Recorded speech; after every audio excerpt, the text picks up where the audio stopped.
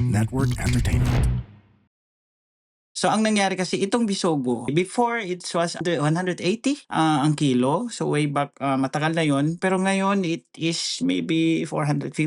Actually ang mahal niya. And because of this, the fisherman is exploiting this species a lot. Gumagamit sila ng certain kind of hook size. I wonder kung bakit yon talaga ang size na ginagamit nila. Yun pala, nung ginawa ko yung study, ano talaga siya, very exploitative. Makukuha niya lahat ng sizes. Kukunin niya yung ibang na hindi na kailangan. Sometimes hindi na siya valuable. That will really affect the ecology of our surroundings, and it will not give the nature or the fish to grow and become more valuable. So ang mangyayari na there would be overfishing as in general. Sa tuwing nagbabasa kayo ng mga research papers, nagtataka din ba kayo kung paano ito naisipan gawin ng mga researchers?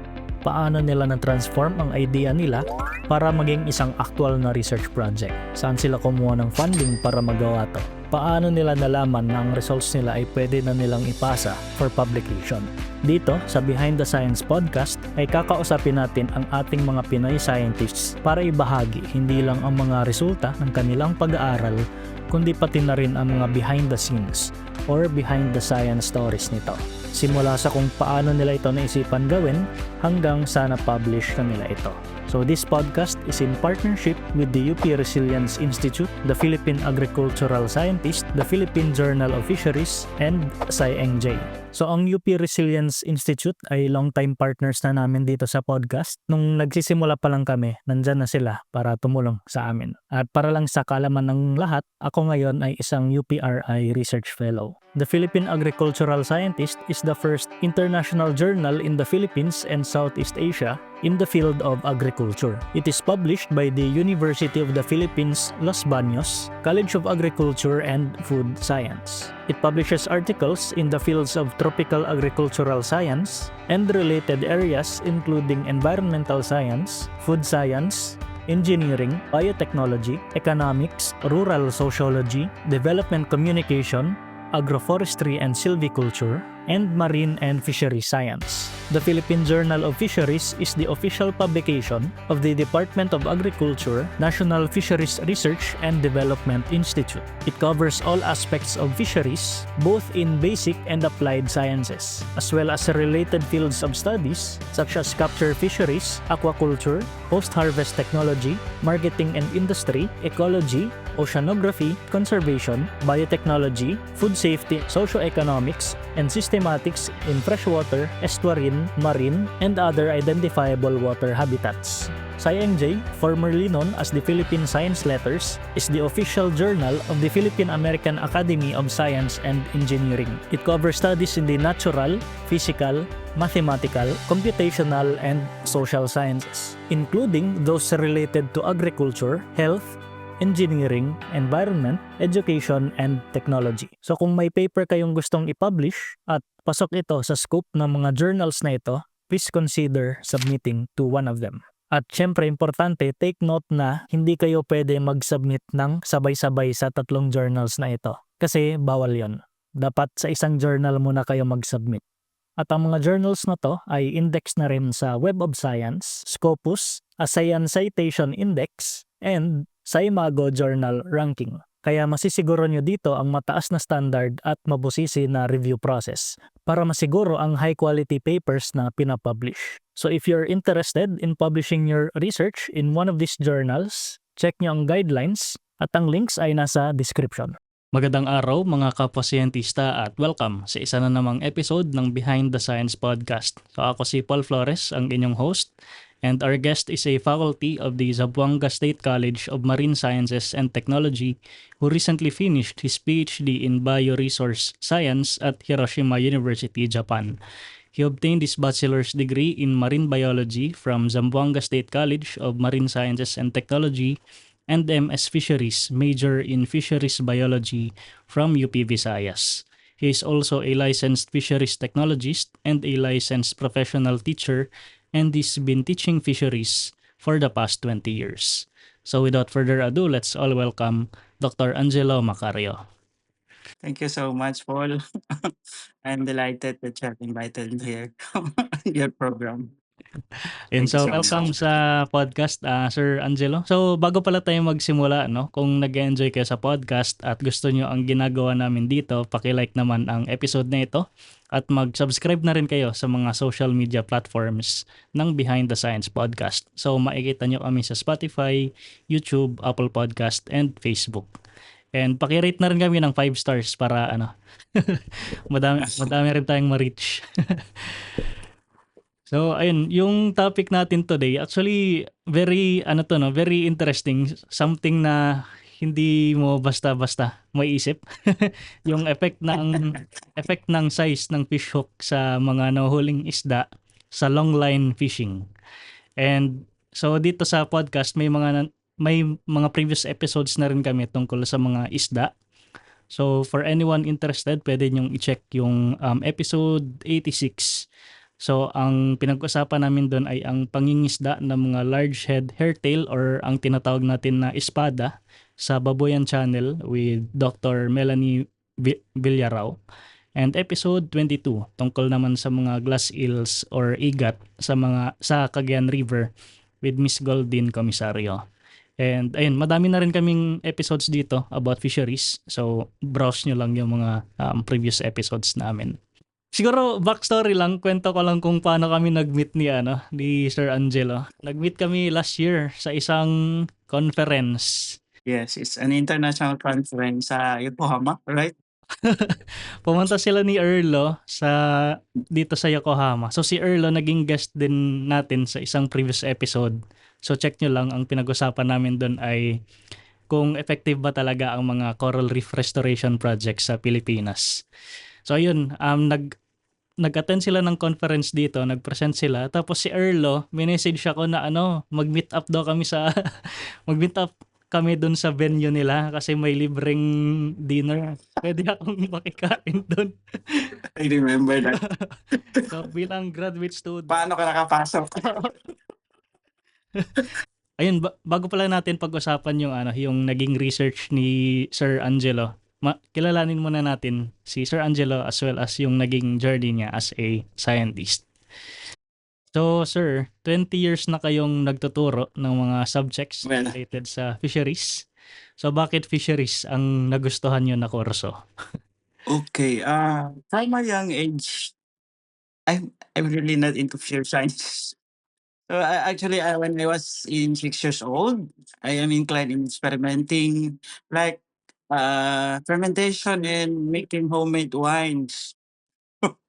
Later, I dream of studying chemical engineering because of that.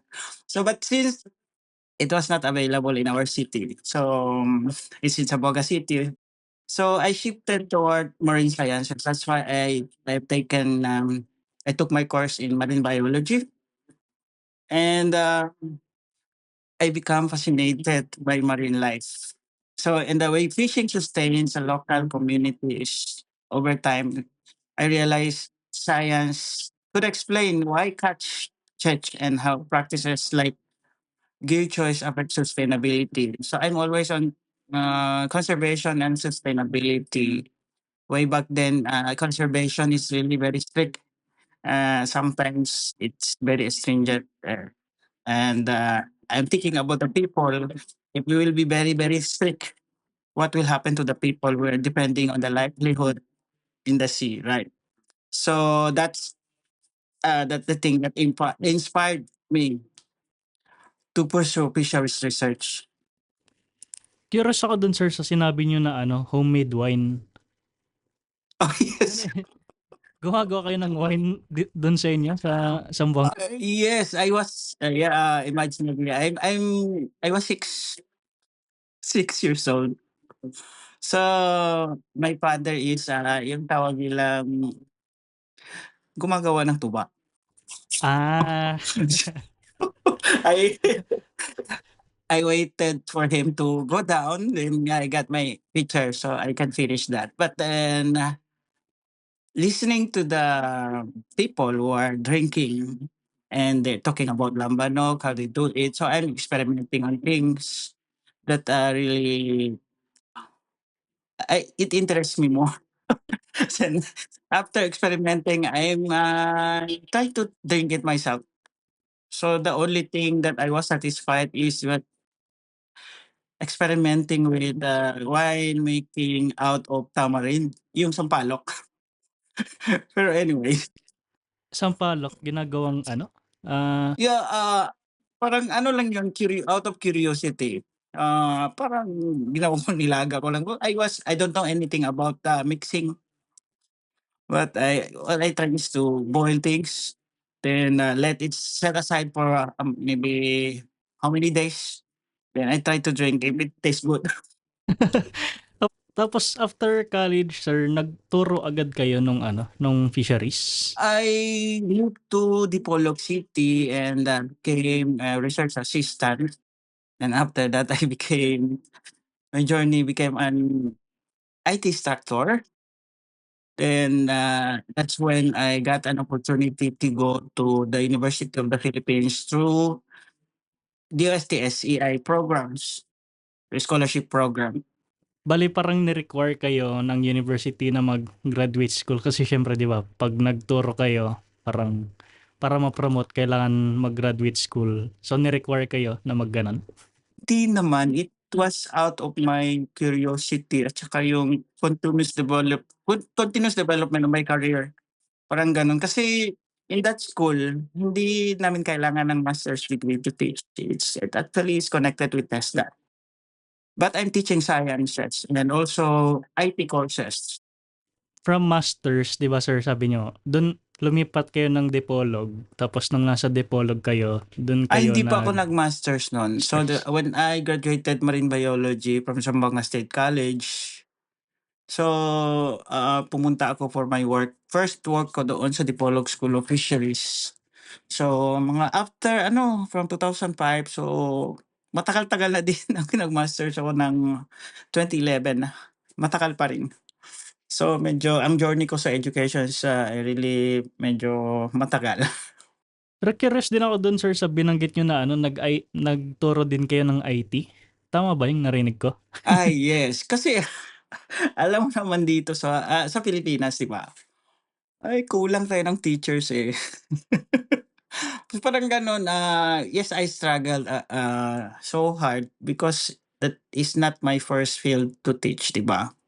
So nung una sinabi lang sa akin na magtuturo ka lang ng office stuffs, parang office applications like Microsoft Word, parang then yung mga presentation. Later on binigyan na nila ako ng courses ng ano, web page design, animation, ang dami na. So, hindi naman, wala naman akong regret because I have learned so much through my own effort. Kaya lang it's not my really, alam na natin, hindi talaga. Pero I think I did well in teaching. So, but when I finished my master's in University of the Philippines, Visayas, so I did not accept IT courses anymore. Because I sometimes medyo ashamed na bakit ako nagtuturo ng ganito word. In fact, it's not my really field. So I think I will make difference when I will teach my own field. And then yung pag-PhD niyo naman sir, paano naman nag-open up yung gano'n na opportunity? My venture in PhD, ang daming nangyari, eh. I have applied for my PhD again in UPB before. That was 2015. May mga problema with my institution na ayaw akong payagan. Then 2019 again, I applied. Ah, So that time would be I chose San Carlos. But the thing is, siguro parang hindi pa talaga time. Nababagay pala ako dito sa Japan to get my nice, PhD. So nice. hindi pala sa Pinas. Yung Tapos ganon. ano yung scholarship niyo sir, MEX din or iba? Sa ngayon, I'm enjoying foreign graduate scholarship from the Department of Science and Technology, SEI, Science Education Institute. Yeah, I think at present, it's offering bigger than max benefits. That's Talaga? Ano pa yung yes. magkano yung benefits ng ano, ng Wow. DOST? Ah, I think it's higher, maybe 50,000 higher, 50,000 yet higher or Hindi 60. ko alam Yeah, yan, yes. So, yeah, malaking utang na loob po sa DOST for that. Pero may research fund din yan 'di ba kapag DOST? Yeah, yeah, yeah, until, up to $3,000 I think. Nice. Yun ang Yes. maganda kasi yun yung sa MEX kasi MEX sa mga listeners natin diyan, MEX yung scholarship ko nung PhD, so Japanese government. Yung yung downside ng MEX na scholarship, wala siyang research fund. So Yes, yung yes. research fund mo depende yon kung may pera yung advisor mo. Pero yung MEX scholarship wala siyang directly binibigay sa na research fund. So yun yung advantage ng ano, What DOST. is, I'm thankful kasi, medyo okay naman yung binibigay ng DOST pero kulang pa rin talaga yun siya. But I'm very happy that my sensei is really helping a lot. So, kung sasabihin ko sa kanya, "Sensei, I have exhausted all my funds," and, he offered help. So, saka yung yung Hiroshima University, nagbibigay naman sila ng assistance if you want to, apply for yung parang international, conferences, so nagbibigay din sila. Mm. Ilang ilang years yung return service nun? 1:2 ba yan? Or 1:3? So, medyo napag-usapan namin 'yan dito ng mga scholars. So, may isa akong kakilala from Cagayan, parang 1:3, so 3 years, so kailangan niya mag-serve ng 9 years. Pero ako naman, since tripartite naman yung ano, yung agreement ng DOST, so sinabi ko sa HR namin, "Do we need to sign another agreement?" Kasi do'n sa another agreement 3 years 'yun, eh. Parang sa DOST yata parang 2 years. So, for me, 6 years. Hmm, So, 2 years yung ah, ano. wait, so yung sinasabi mo may isang agreement dun sa HR ng university tapos may isa pang agreement sa Yeah, yeah. DOST? So parang Sinabi ko, doble? bakit gagawa pa tayo ng iba? Eh, nag-sign naman tayo, nag-agree naman tayo lahat ng mga conditions. So, ano yung parang gano'n ba? So, pumayag naman, which is parang reasonable naman daw yung sinasabi ko. Kaya, anyway, pero yung mga iba nating scholars, talagang iba-iba talaga ang institutions natin. So, it's never been, very uniform sa Philippine government especially. Pero may return service ka din sa ano 'di ba, yung MS na DOST? Yeah, Pero I one is already to one served lang that, yan? when I was in Dipolog City, Dipolog School of Fisheries. I recently only changed 2021 kasagsagan ng pandemic, during pandemic times. So kasi, I realized that I will never get my PhD in with that institution kasi they are not supporting PhD daw, eh. Sabi, hindi naman ako nagalit, gano'n yung rules nila, eh. Anyway, yung tinransfer ko is in Zamboanga City. Yung alma mater ko naman yung sa college days ko. So anyway, kilala ko din yung mga tao. So, mahirap pa rin pero hindi na gaano kahirap kapag, mag-a-adjust ka. Okey naman siya. So ano na plano niyo sir after graduation? Ay Bale siyem balik na kayo sa ano, Zamboanga or eh Yes. Well, undeniably, our country is poor, right?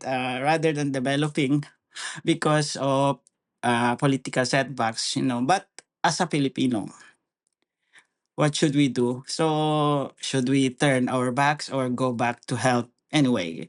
And another thing, I'm on fisheries management now, and I think I will be of use and of significant. I can make significant developments and contributions to my countrymen, because we are really a fishing nation, whether we like it or not. We are surrounded by waters, and these water are have their uh, like biodiversified talaga siya. So all we need is to look around, then, tsaka proper management lang. Kaya nga yung study ko is yung about hook size. Puwede ko na bang sabihin na kung bakit ginawa ko yung hook size study ko? ay ayun pa. So sige, so since ayun, pag-usapan na natin yung naging research ni Sir Angelo. Nakaka 20 minutes na pala tayo. So ayun, yung title nito ay Effects of Hook Size on the Catch Variation, Size Selectivity, and Bycatch of the Bottom Set Longline Fisheries Targeting Nemipterid Fishes in the Philippines. So sir, can you explain muna yung paper nyo in one sentence and bakit In nyo one ito sentence, ginawa? mahirap naman. In one sentence. Anyway, paano ba? One sentence. Ito yung pinag-usapan natin kasi may mga ibang papers na din. So my paper shows how hook size influence catch rates, fish size selectivity, and bycatch of the bottom set longline fisheries. This bottom set longline fisheries is really a very unique gear in the Philippines actually, and this is the implication for sustainable fishing in the Philippines. Yes, and one of my main target here, actually, this is a part of project way back from the University of the Philippines, Visayas. So I just write it at present and make some adjustments. So ang nangyari kasi itong bisogo, yun, nemepterit, ang tawag kasi yung mga group nito sa atin locally is bisugo. Medyo it is a high price in the local market actually. Kung sasabihin pa ng mga locals natin, hindi siya bawal kainin. Kasi yung may mga ibang isda na kontra sa mga medyo sa health natin. So itong klaseng isda is medyo wala siyang kontra sa mga sakit-sakit, yung mga gano'n. So that's why it's very before it was 180 ang kilo. So way back matagal na 'yon, pero ngayon it is maybe 450. Actually ang mahal niya. And because of this the fisherman is really exploiting this species a lot. Then there's such a thing na gumagamit sila ng certain kind of hook size. I wonder kung bakit yon talaga ang size na ginagamit nila. It's a medium hook size. It's what kind of hook size is that? A hook style. It's J-type. Yun pala, nung ginawa ko yung study, ano talaga siya, very exploitative. So, mangyayari, makukuha niya lahat ng sizes. Kukunin niya yung ibang na hindi na kailangan. Sometimes hindi na siya valuable. That will really affect the ecology of our surroundings, and definitely it will harvest all sizes, and uh, parang hindi siya maganda. So it will not give the nature or the fish to grow and become more valuable, di ba? So ang mangyayari na there would be recruitment or overfishing as in general. So ang mangyayari is mawawala in the future, parang it will affect yung mga catch mga trends natin. So nung ginagawa ko yun, actually I'm staying actually hindi tayo maputi, 'di ba? Medyo maitim. Pero nung na-amaze nga ako nung araw na yun, hindi na ako maitim eh. I was looking violet. Looking violet kasi I'm staying at the sea from 6 a.m. until 2 p.m. So that's a lot of hard work. Well, anyway, it is now actually it helps for my to achieve my PhD degree now. And what is the most important thing is may mga findings ako na although yung medium hook size na ginagamit nila is napakaganda yun if you want to catch more. And that would be a very, very big help to to the fisher folks in our country. Kasi magbibigay siya ng maraming huli, magbibigay siya ng maraming income at the same time.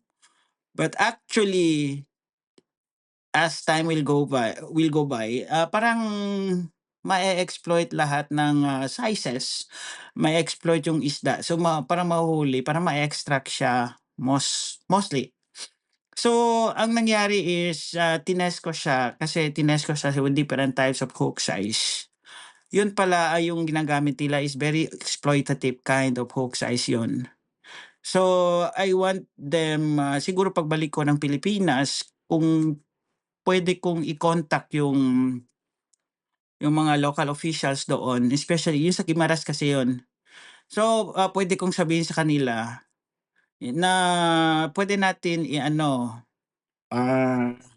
sabihan yung mga fisherman that, at i-restrain muna ang paggamit ng klaseng na ano, ng hook size and, gagamitin natin yung medyo malaki.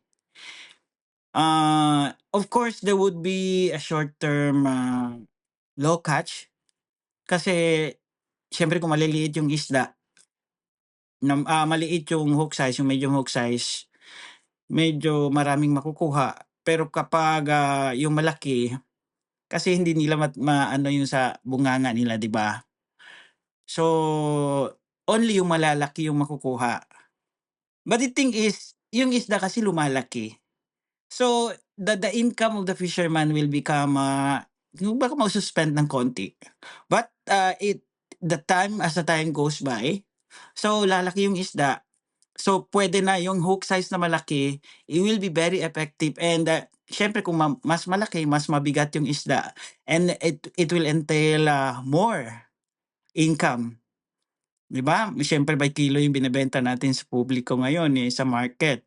So, kapag malaki yung isda, mas mabigat. So, it will give the nature or the ecology a time to be relaxed and also in the long run magbibigay siya sa mga fisherman ng mas magandang income. Hmm. Nakuha mo ba yon yung gano'n? So, it's a Ah, simple study. Hindi naman sinasabi natin na kapag malaki yung, depende kasi ng isda. Hindi kapag malaki yung hook size mo, malalaki yung makukuha mo. Kasi may mga isda yung medyo malaki, malaki din ang bunganga kahit maliit siya. ah, So, depende yun siya sa klase ng isda. Since they are targeting bisugo, or what we call the, nemepterid, so I think it would be very helpful for them and also with the economic status of our, local fisher folk, yung parang gano'n. ang interesting sa akin yung ganyan na concept na ano, may effect pala yung fish hook size sa nahuli mo na isda at puwede kang parang ma-overexploit mo yung isda. Kasi sa eskuwelahan kapag bata ka tinuturo sa klase na ano, yung size naman nung net 'di ba, na dapat may Mm. optimal size siya para hindi mo mahuli lahat. Pero ito, fish hook. So siguro ano, atras muna ako ng konti sa ano, dun sa napag-usapan natin. Puwede mo bang ma-share mo na sa'min, ano ba ang ibig sabihin nung ano, long line na fishing? Yung long line fishing kasi, yung hook size, yung hooks 'di ba pamingwit yun siya. But this bottom set long line is yung series of hooks yan siya. So puwede kong i-share sa'yo yung ano, yung picture or actually nasa paper ko naman, it is already available online. It's a series of many hooks. Actually yung ginamit ko sa study ko it's about, 3,000 hooks kaya matagal ako Ah, sa ano. So it's a wooden box na nilalagay nila. Tapos i-area mo na lang yon siya okey. while the boat is running. So pagkatapos nun babalikan mo siya, kukunin mo na. So yung mga isda, isa-isa. So it's, actually hindi siya ang hook and line hindi siya masyadong exploitative. Pero biro mo naman 3,000 hooks yon. Oo. So yung mga samples na tini-treat ko is not ano lang kilo-kilo. It's about boxes pa sometimes 3 boxes. Yun, yun ang isa na din sa pinakamahirap na ano, treatment ng ginagawa ko is yung mga sizes, ano-anong klaseng species na nahuli, yung gano'n. So, umaabot ng hanggang 2:00 ng umaga. So ilang ilang kilometro yun, yung 3,000 hooks na yun, ilang Oh, metro yung spacing tapos gaano kahaba yung buong linya na depende yun? kasi, when I'm, looking, yung sa southern part, yung iba mga 7 meters away lang siya. Pero yung ginamit ko parang, 3.5 meters lang yun siya, gano'n. So, tapos hihilain yan ulit. So that it would be Ay, medyo mataas. Puwede natin i-compute 'yun parang, 5 kilometers parang gano'n. So kasi then another thing is sabi ng adviser ko way back in na ano yung sabi niya, "Magdagdag kaya tayo ng ano, 1,500 hooks." Sabi ko, "Naku yung kulay ko nito hindi na violet, eh, parang magiging parang sampalok na medyo." Anyway, those were the days. So, ang hirap din, sasabihan ko lang yung mga ano ko, yung mga setbacks or mga mahirap kapag magko-collect ka ng data sa dagat. And one thing is uncontrollable yung weather, 'di ba? Hindi natin alam kung anong nangyayari. So or mangyayari. So, one time is habang nagsusulat ako, collecting the data kasi ano yun, spontaneous yun, babalikan mo kaagad tapos yung fisherman hilahin yung ano, yung mga hooks. Tapos siyempre i-record mo yon. So, may malaki pala siyang alon ano. Well, lumipad na ako sa taas, at saka bumagsak ako ulit sa bangka. So, parang napilay. But luckily I was safe, safe pa rin ako, well natapos ko nga yung PhD ko ngayon 'di ba? Ay, yan pala gusto ko malaman in detail yung ano, yung experimental setup kasi ang interesting nung mga kwento mo. So 'di ba, meron kang mahabang linya nung nylon tapos Hmm, may mga hooks 'yon.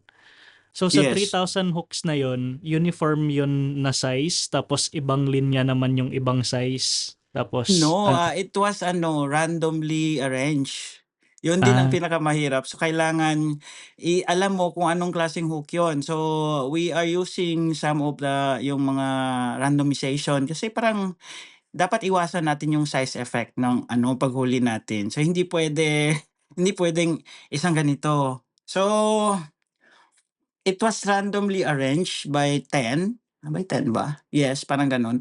So, iba-ibang hooks yun siya.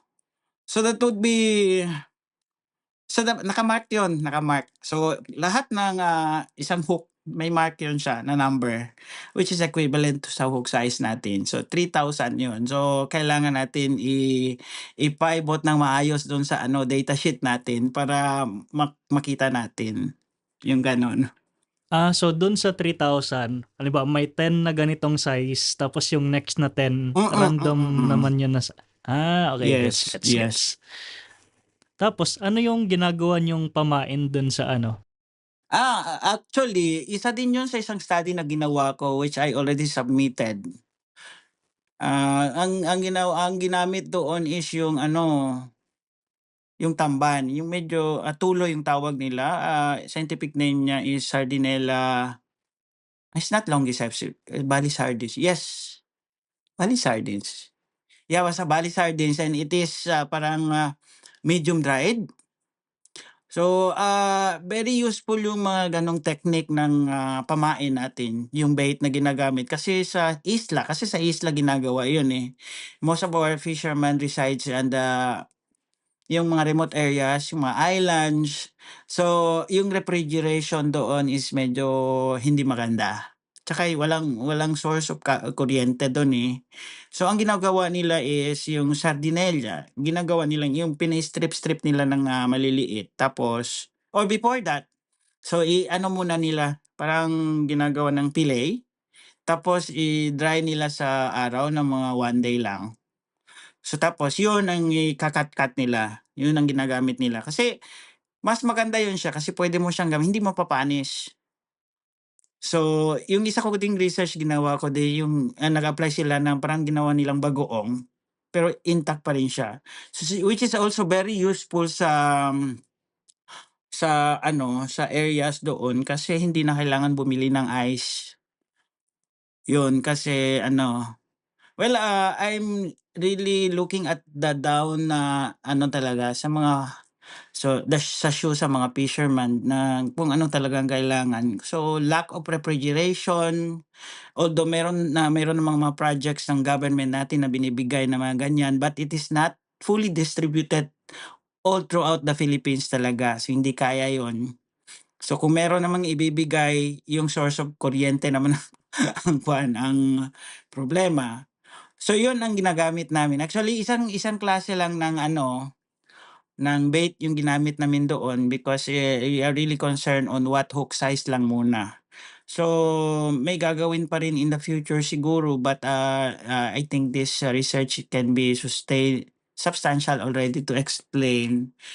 Sana naman makikinig yung fisherman natin, yung mga fishermen kasi medyo ano, so I think, we can, arrange naman siguro with the local government kung anong puwedeng gawin, parang gano'n. So let's ano na lang, cross fingers na lang muna tayo. So kung paano natin gagawin yung, pakikipag-usap sa kanila tsaka kailangan lang talaga ng educational ano, i-explain mo lang sa kanila kung anong dapat gawin, yung gano'n. It's not for just for the science, but I'm working for the people also, for the bioresource and also the environment, parang gano'n. Lahat-lahat na siya. This is fisheries management. Yung kanina sinabi mo sa Guimaras 'to. So sa Guimaras lang ba yung study area mo or ginawa mo rin siya sa ibang areas sa Oh, this Pilipinas? paper is only concentrated in Guimaras. It's a southernmost island is in Onisan Island where the big waves are really ang lalaki ng alon. And it's one of the, area na na-experience nila ang biggest oil spill in the Philippines. So kaya nagiging ano yung, kaya gumawa kami ng studies doon before. Ginawa ko din ito through my student, ginawa namin sa Misamis Occidental, ginawa namin. But actually iba-iba din yung mga species na nakukuha doon, actually mas diverse yung nakukuha nila. And also nakikita ko din doon sa Zamboanga City may gumagamit, but yung sa Guimaras talaga ang medyo mas marami talagang ginagamit nilang hooks. Kaya, iba-iba yung ano, ito kasing BSLL is not only for ano, yung sa Bisugo. Ginagamit din siya for ano, shark fishing. Meron kasi Ah, shark fishing tayo sa Pilipinas and it can be also sa bottom and also pwede siya sa mid, pelagic parang gano'n puwede siya. So it's, very good, it's a kind of, hook and line that is really parang sa Pilipinas ko lang nakikita, hindi ko siya nababasa sa ano. So it's one of the novelty din kaya ginawa natin yung study nito is just to let the world know na itong klaseng, style or klase ng type ng hook and line is meron tayo nito. I would like to discover kung meron ba sa ibang country kasi hindi pa naman akong pumunta doon sa kanila. Actually, really need to go deep down the ano, yung sa locality talaga para makita natin. It's been, very unique. Pero ginagamit talaga siya all throughout the Philippines. Sa Philippines may nababasa ako. Kaya lang walang mga studies na ginagawa yung efficiency about this. Ano bang mga, ecological impacts na pwede niyang ano, kasi ito talagang hook and line parang selective siya. Pero kapag masyado siyang marami, it will really also affect yung ano natin. So isa lang yung fisherman nagagamit ng, 3,000 hooks. Eh, hindi lang naman isa sa isang isla, 'di ba? Ang dami nila. okey. So, So dun pala 'di ba gagawin mo yung experiment na yon, ilang fishing trip yung ginagawa mo? Isang isang trip lang siya na may 3,000 or paulit-ulit na fishing trip yung ganito yun. So gumagamit kami ng tatlong, boat. so Ginagawa yung 9,000 lahat? simultaneously. So, ako sa isa, yung isa kasi may tatlong depths yun siya. So from ano 0 to 20, 20 to 40, and, ano parang ano hanggang 80 meters. Tapos So each yun tig ano 3,000? yes, every boat na nagdadala ng 3,000. So may nagko-collect din dun sa kabila. So, ah, sa tatlong depths na yun, so yung anong result natin, puwede nating sasabihin din sa kanila na ito dito sa lugar kung sa medyo mababa. Actually lumabas sa ano, sa analysis ko sa sa ano generalized additive model. Mas okay siya kapag, you will be fishing on the shallower portion kasi mas konti yung bycatch niya. And kung gusto mo namang malalaki yung mga isda mo, So, yung month na ano ba yun, kalimutan ko yung result. Actually patay. May certain time of year na mas okay para sa malalaking isda na makukuha mo. So, ginawa ko yon ng 4 times a year. So, yun 3 boat per quarter, Tapos yung gano'n. sa lahat ng trips na 'yon kasama ka tapos binibilang mo isa-isa yung mga nahuhuli. Yes, yes, yes. Grabe Yung sa naman 'yun. 3 trips na yon sa isa lang boat ang sasamahan ko. May assistant akong 2. So, sila Okey. din ay hindi naman puwede, eh, ako. Grabe. Kasi inisip ko pa ilang libo yung binilang mo ng mga isda. Ay, yes. Siyempre magdadamay ako ng iba 'no, hindi lang puwede akong maiitim do'n. Hindi, binabayaran namin yung assistant din. Anyway, may mga trainings din na, dumaan, yung mga instructions, anong kailangan gawin pero na-set ko na lahat ng mga randomization, yung kailangan lang sa kanila is may dala-dala din silang yung baga record book. Then, ise-separate nila through, parang net bag, yung kada every size ng hook. So, yung gano'n. So, yung sa sorting ako na lahat. So, kaya tumatagal. So, ang dami kasi klase-klaseng isda. So, actually sa mga huli may iba pang hindi ko na-identify hanggang ngayon. But, actually sinasabi ko lang eel 1, eel 2, eel 3 yung gano'n. Isa din kasi sa pinakamahirap i-identify yung mga isda na species ng mga Gymnothorax, yung mga marine eels. So, medyo nahihirapan ako doon. But in other types of, yung sa mga bisugo or nemepterids, wala namang problema. So, anong nangyayari sa mga nahuli niyong isda pagkatapos mo gawin yung mga measurements? Ano na ang mangyayari sa libo-libong mga isda na 'yon?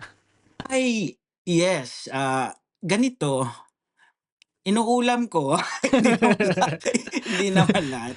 Actually sinasabi ng adviser ko before, ibenta mo kung gusto mo para naman may pera tayong bumili ulit ng Oo mga nga, eh, refund ng 'no? mga supplies. Sabi ko funded naman ito, binibigay ko sa mga kapwa students ko. At saka yung sa mga wala namang nakaayos naman siya. Actually, it's fresh. Binibigay ko sa mga I think kung sinong kailangan. So, hindi ko naman puwedeng kainin lahat kasi by boxes yun siya. Saka kung nakokonsensya naman akong ibebenta ko, which is practical sana, kaya lang pagod na din, 'di ba? So, pagkatapos mong manghuli tapos ida-dissect mo sila or i-identify tapos ibebenta mo pa. So, wala nang masyadong time tapos that time nag-aaral pa ako. So, pero naalala ko, binibigay ko sa mga guard, binibigay ko sa yung mga doon nakikita ko na mga bahay na sa tingin ko kailangan nila. Masaya pala 'to kasama si Sir Angelo, may libreng ulam palagi.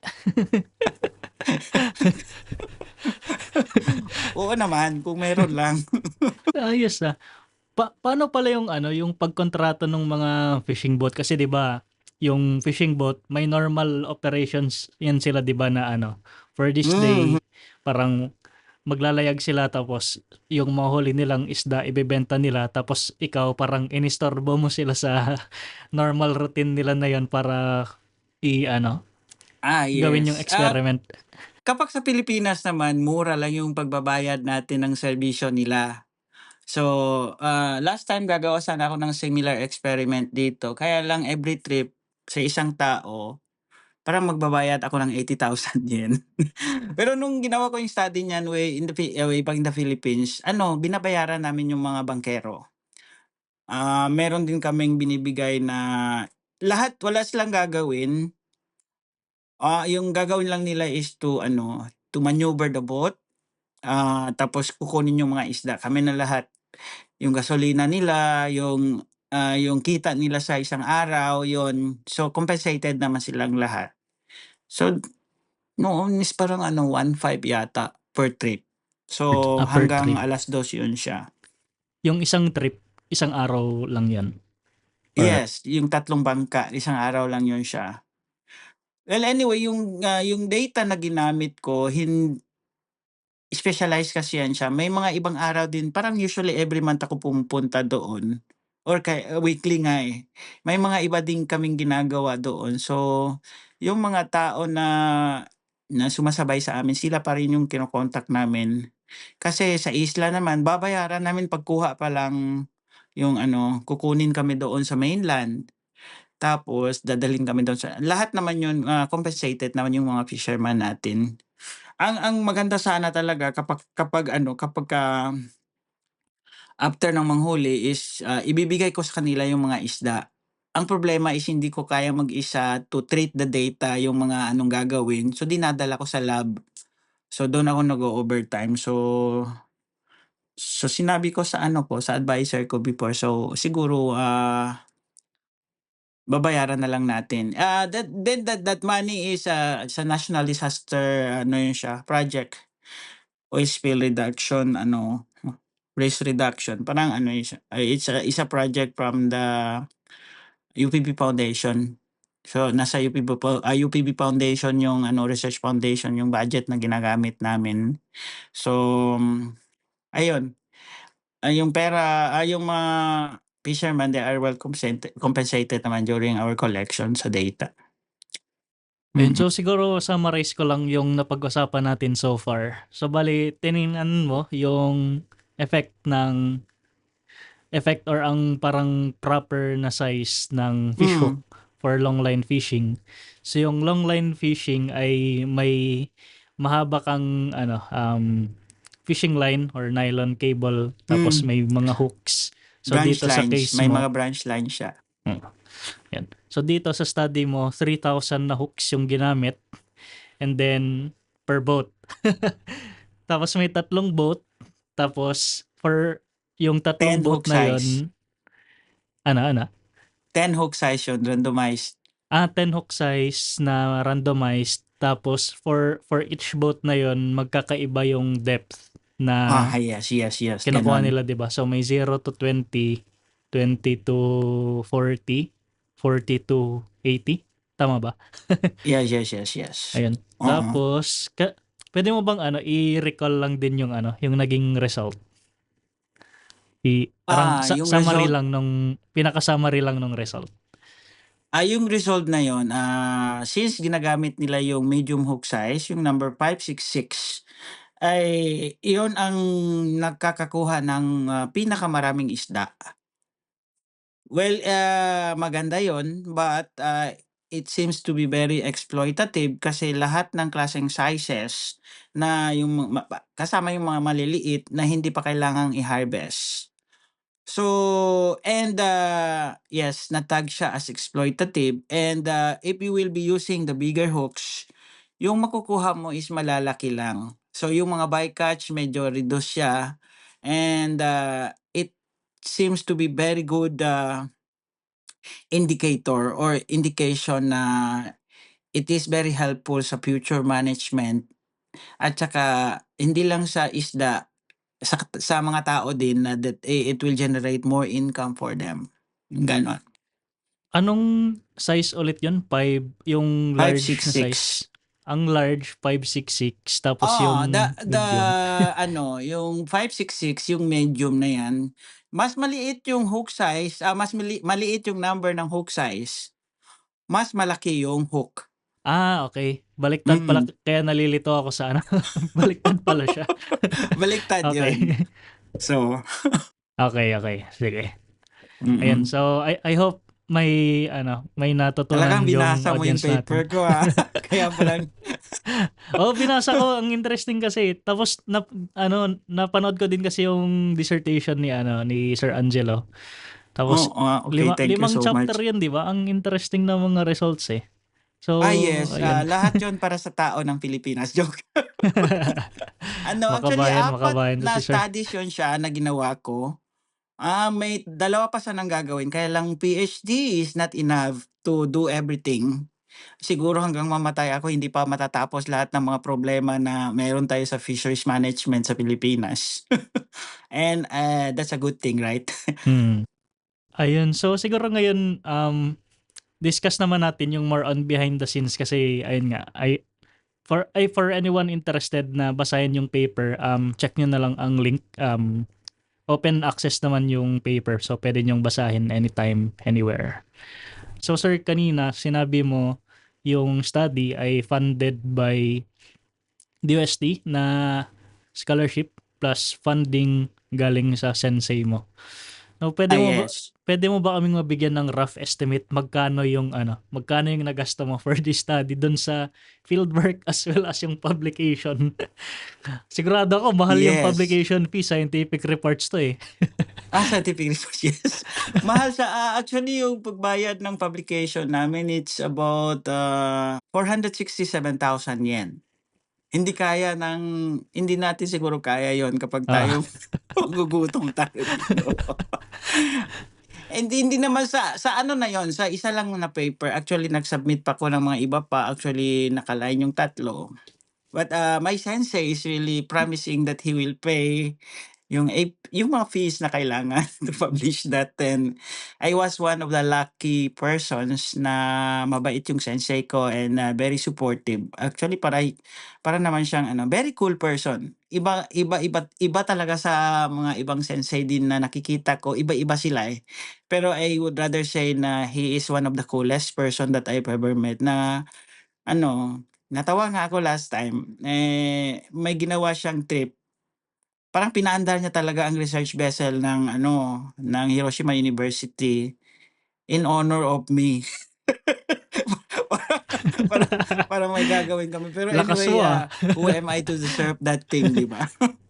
So anyway, yung buong scholarship ko naman dito sa Japan, it is funded really by the Department of DOST, Department of Science and Technology, Science Education Institute, sa program ng Foreign Graduate Scholarship.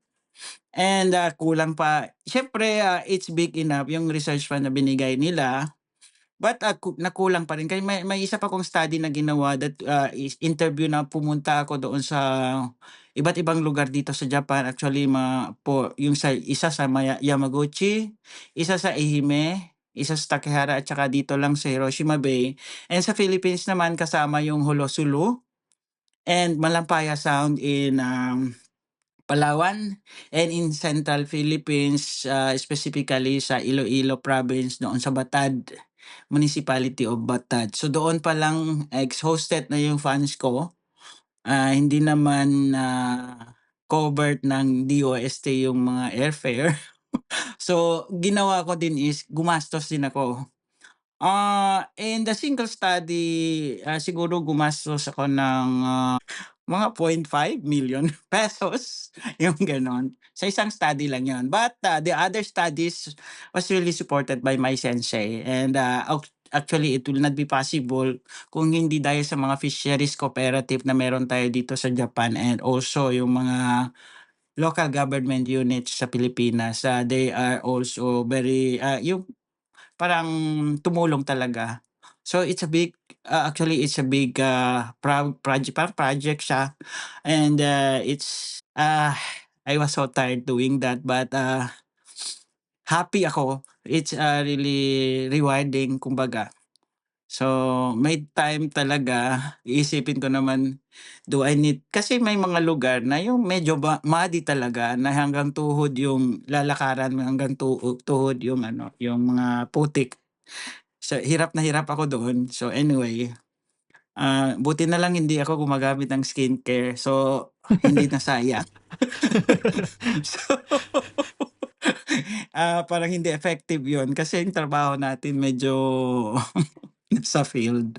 And another thing is, takot na takot ako nung pumunta ako sa southern part. Yung medyo, I was perspiring when I was in the boat. Hindi ako nagdala ng kasama. Anong southern part? Southern part It's in ng... Hulosulu.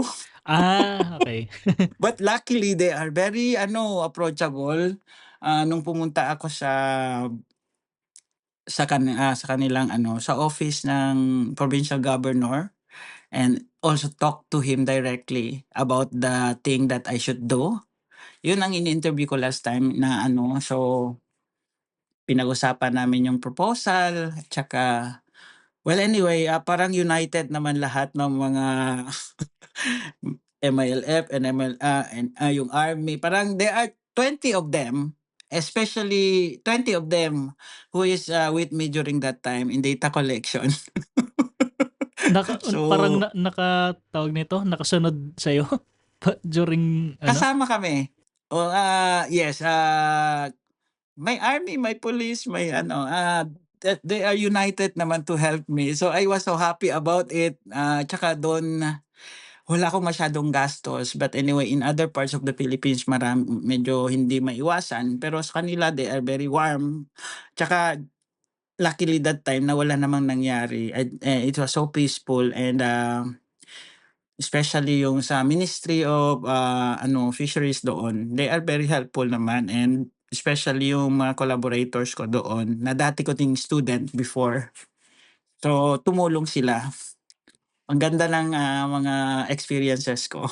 Yung 5 chapter na yon ng dissertation mo, at lahat yun 'di ba sa ano, Pilipinas yung study site. So pabalik-balik ka constantly from Japan to Yung Philippines. I was in the Philippines for 3 times. So pero ginawa ko din dito yung yung temperature experiment for yung sa crab species nila.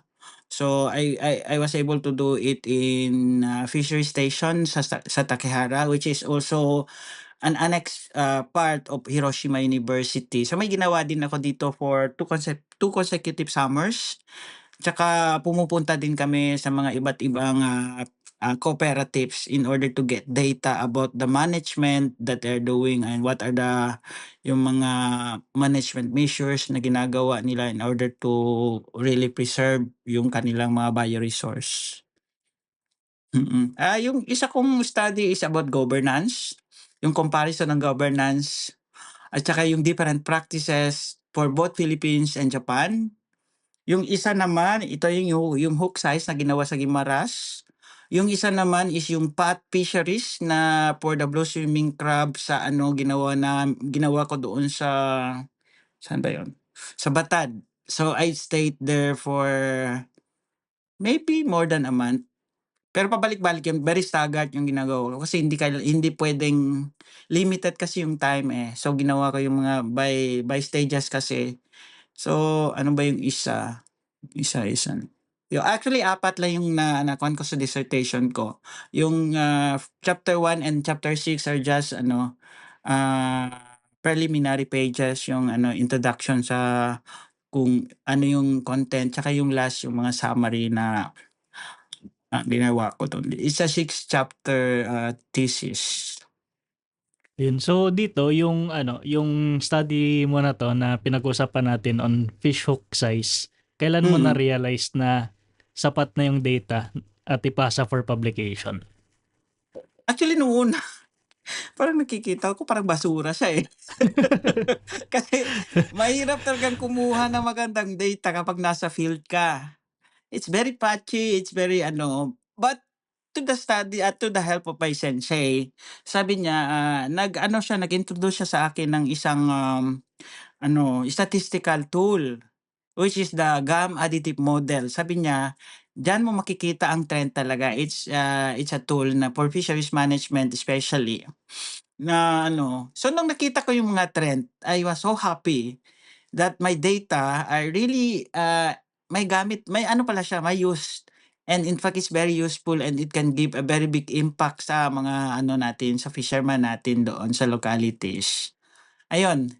So nakita ko yung trends and nakita ko yung pwede kong interpretation doon at saka nakita ko din yung importance ng study ko. So that's why kaya siguro natanggap siya. Sa publication. So my sensei is yung sub supervisor. So how did you end up publishing in this kind of journal? And they really like it.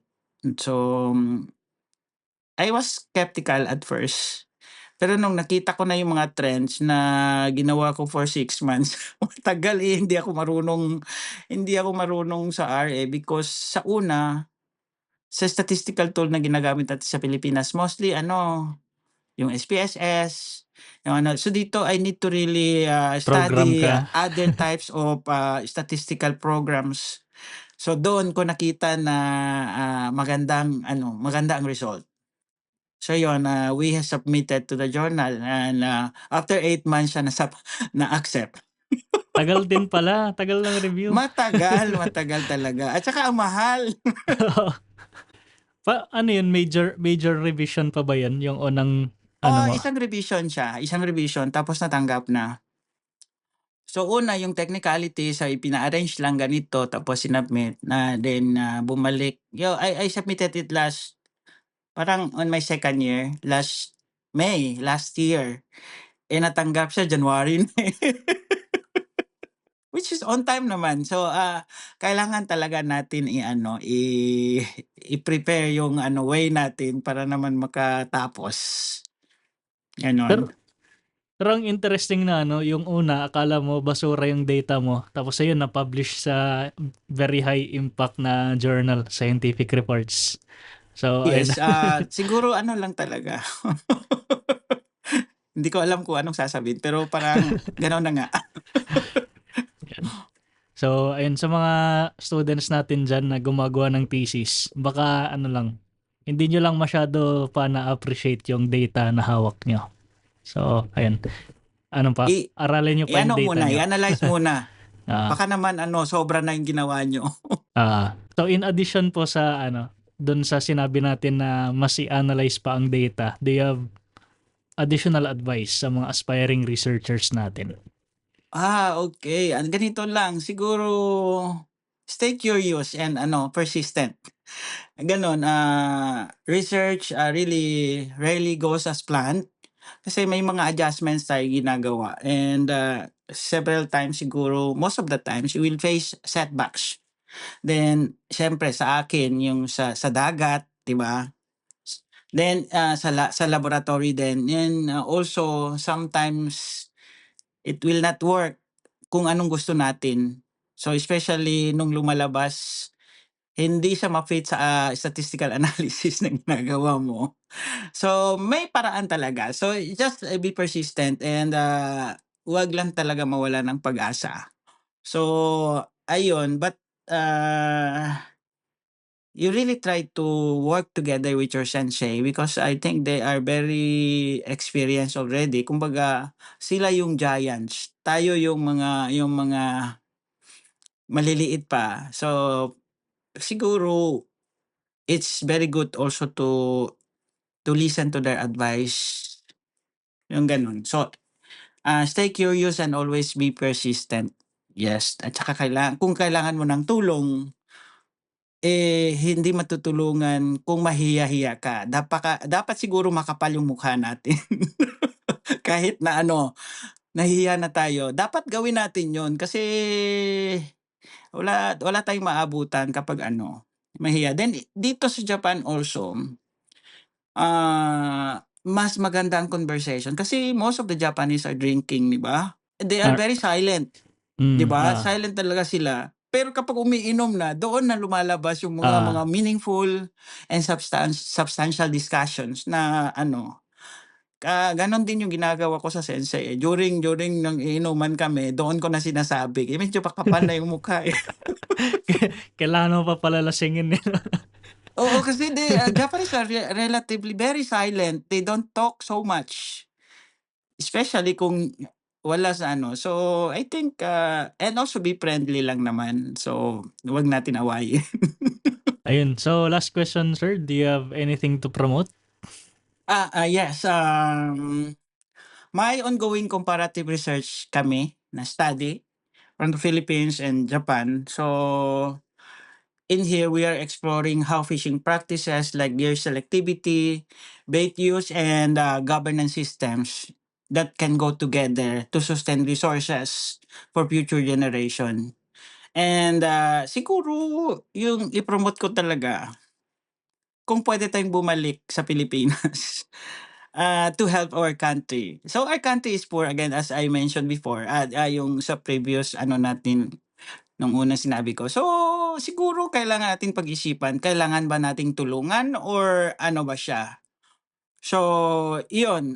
But anyway, hindi natin pwedeng idikta yung mga ideas ng iba, bakit they want to stay outside because I think they have their own reasons.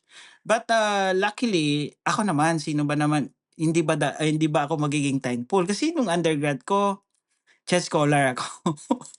Nung MS ko, DOST scholar. Ngayon, DOST, hindi ba ako babalik?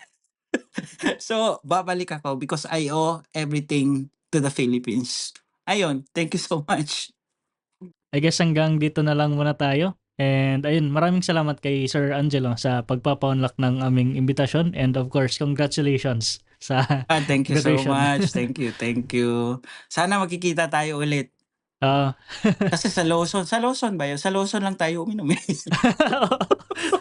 uminom tayo Doon dun sa ano. sa labas ng street, no? Maraming salamat sa lahat ng nakinig at nanood. See you everyone next week. Madami pa tayong pag-uusapan na research na ginagawa ng ating mga Pinoy scientists. The opinions of podcast creators, hosts, and guests are not necessarily reflective of the official stance of the Pod Network Entertainment, its hosts, or other network programs. The content created by the people behind the podcast is personal and not meant to harm any religion, ethnicity, group, organization, company, or individual.